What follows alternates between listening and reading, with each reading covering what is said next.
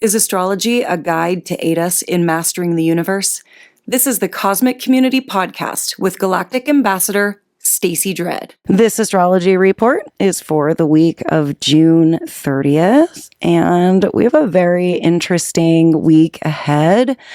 A shift of the energies for sure, moving into a more fire and air dominant chart. And also we have a pretty big planetary alignment this week, causing potentially quite a trigger point and stimulating the minor grand trine. Mars is really taking the stage this week and doing that. So as we begin the week on June 30th, the moon is in Capricorn. So this is a great day to just take charge of all the things that we need to do. Capricorn energy is wonderful for being ambitious and taking things on a little more seriously, like work, and being a little more goal related, goal oriented, getting things done. As an earth sign, it's very well thought out. It plays very rationally and uses a lot more of a realistic way of doing things. Capricorn is grounded and is going to understand what type of tools it has at hand, what type of, how much energy, how much time is available to do certain things. Capricorn is really good with time, is known as the Time Lord, and rules time and karma. Is actually a Saturn ruled sign, and Saturn is the god of karma.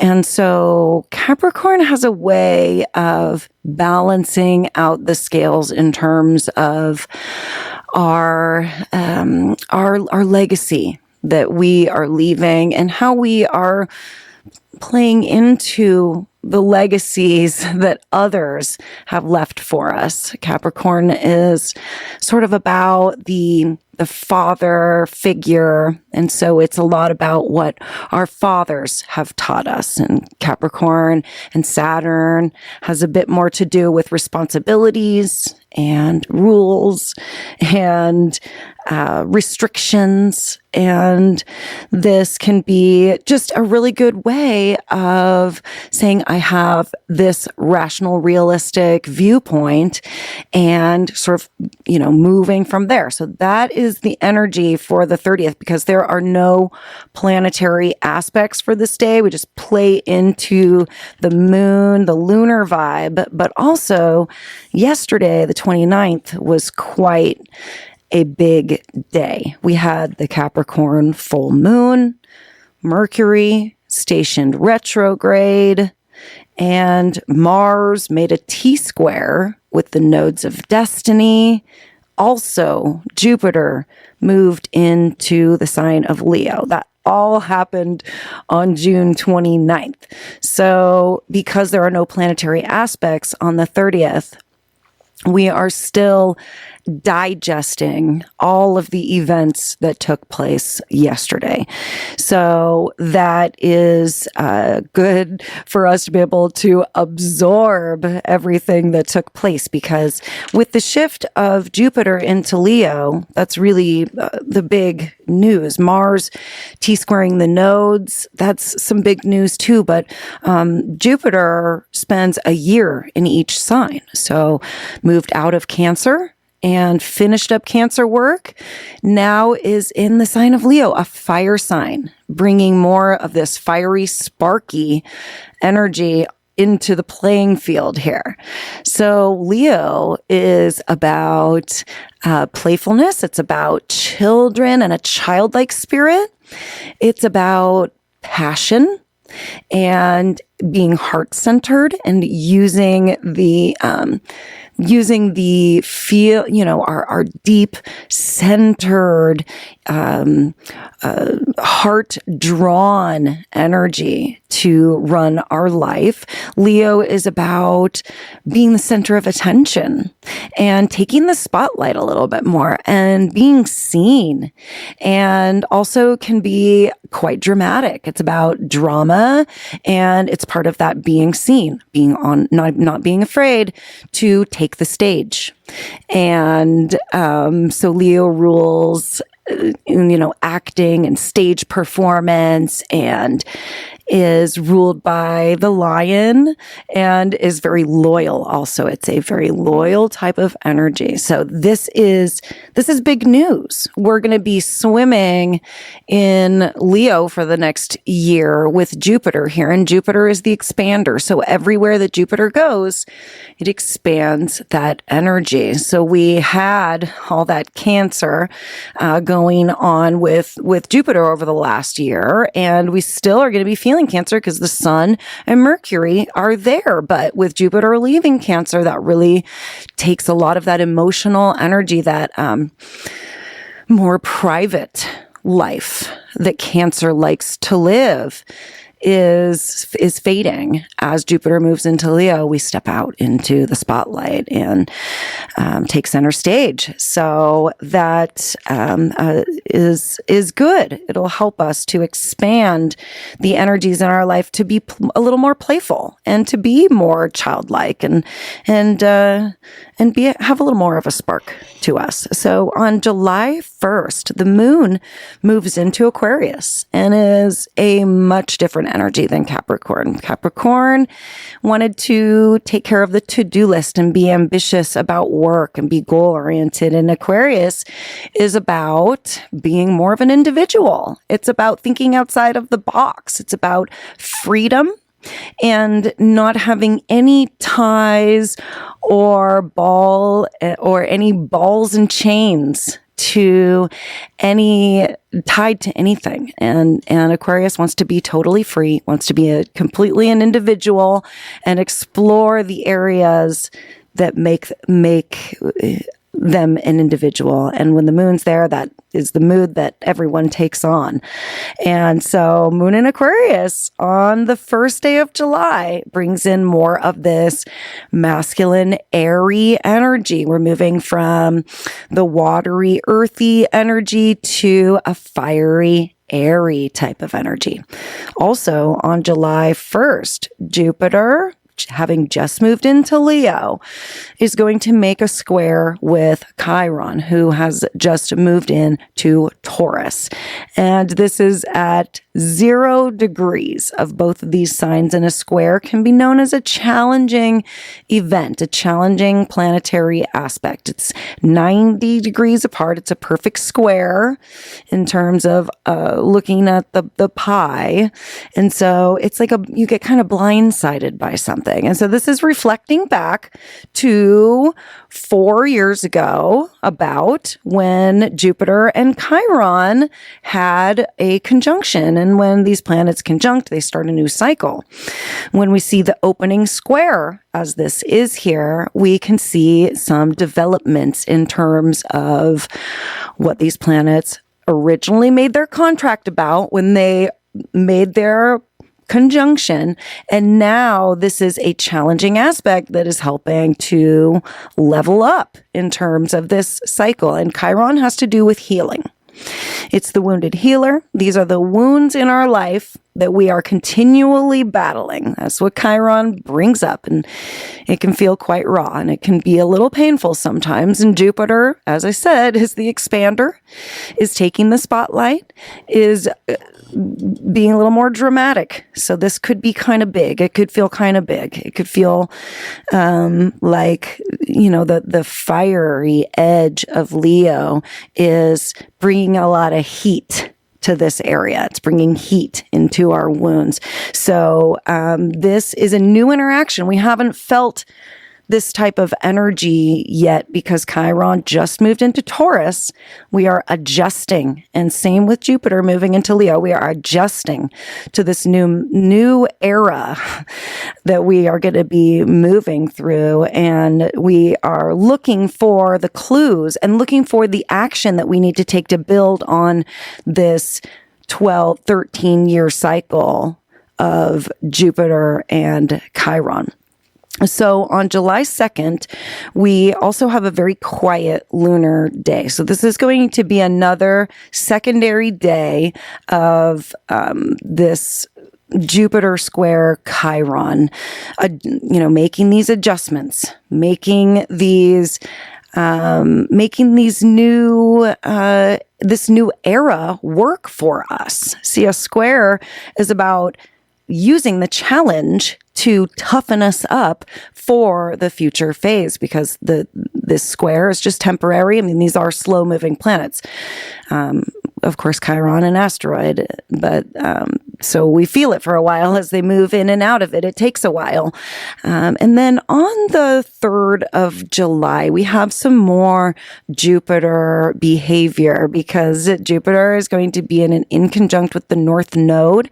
This is bringing in some fated, destined type of energy where we, in conjunct, we are continuing to make adjustments. And the North Node is about the places we would like to go in the future. Jupiter expanding these points, and then also realizing that an inconjunct is about just sitting with things and adjusting to it. So it's kind of more of an energy of just realizing where we're at and allowing these new energies to play within us.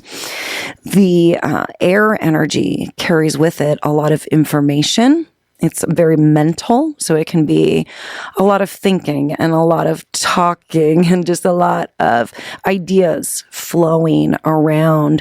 And so take care, to know when to take a break from the mental chatter this week, because it kind of peaks on the 3rd when we have Mars making this exact conjunction with Uranus at 4 degrees of Gemini. So definitely look in your chart to see where 4 degrees of Gemini is, because this could be quite the trigger point for the week. And this is when we see Mars align with Uranus, but not only Uranus, this is coming into alignment with the full minor grand trine that Uranus is a part of.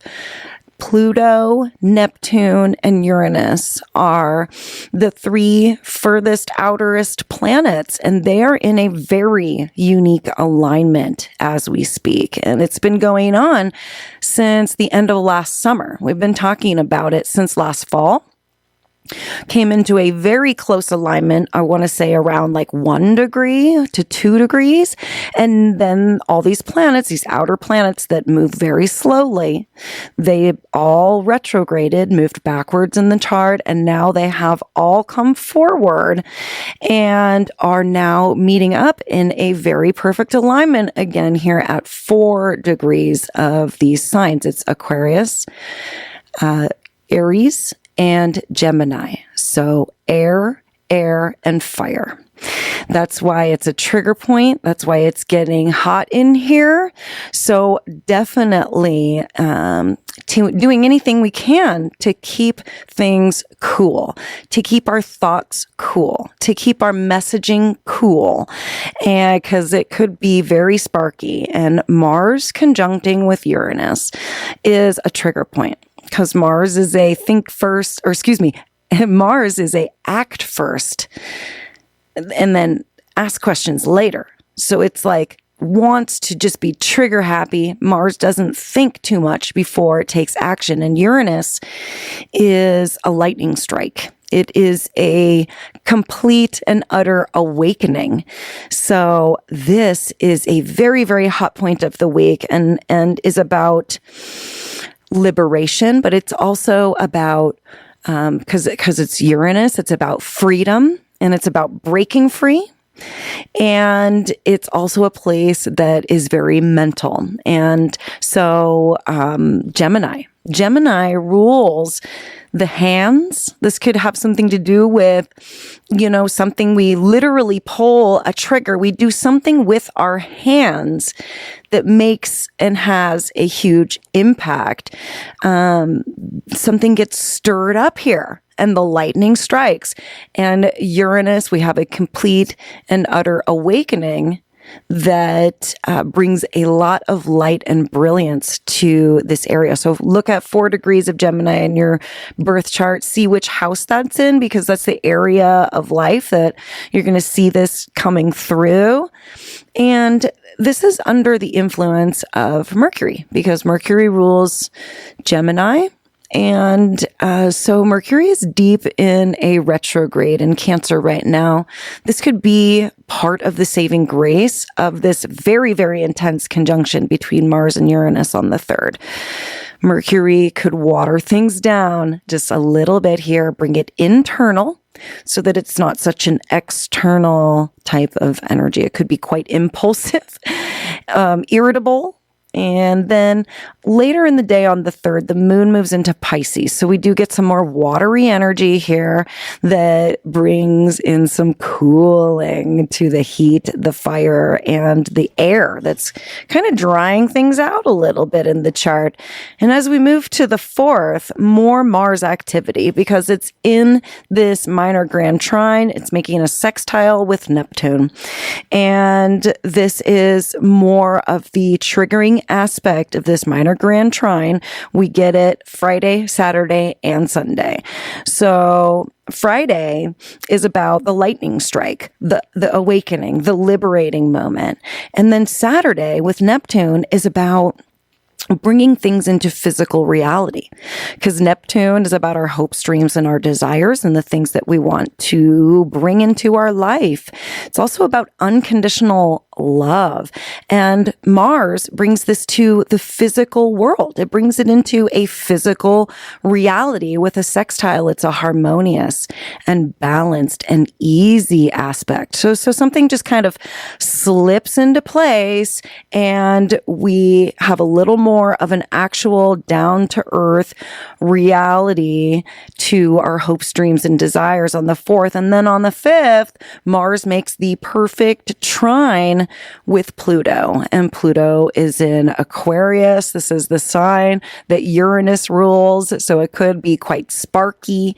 Also, it could, kind of open up the windows because this is a trine. This is between 2 air signs, Mars and Gemini, Pluto in Aquarius. And so the windows kind of get opened here and things fly around a bit, but it's a very supported chaos that takes place here, because when things land, they land in the place that Pluto is asking them to go, because Pluto is about transformation. It's about the things that we need to permanently switch and alter and move around in our life to put us on that fated, permanent future path.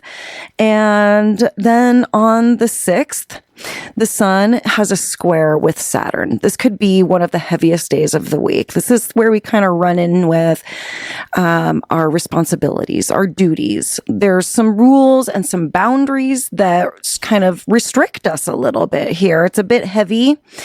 And because it's a square, we can still take some action that helps us level up in terms of this annual cycle that the sun and Saturn go through.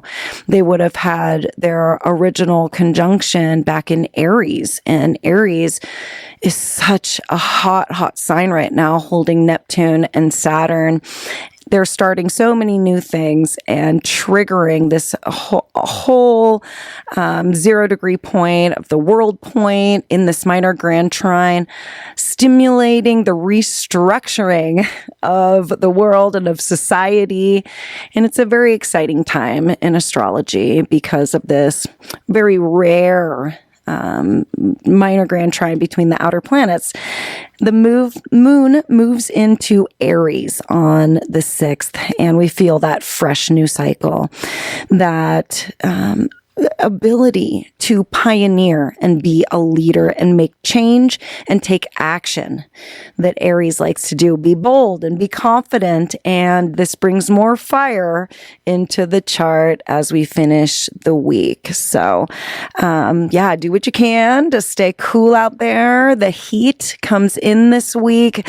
There is definitely the ability for triggers to be very, very stimulated this week. And so stay cool out there. Thank you so much for being tuned in to the Cosmic Community Astrology with your Galactic Ambassador, Stacey Dredd. I hope you have an amazing week, and we'll talk to you soon. Take care. Peace. Thank you for listening to the Cosmic Community Podcast. More can be found at kpov.org/thecosmiccommunity.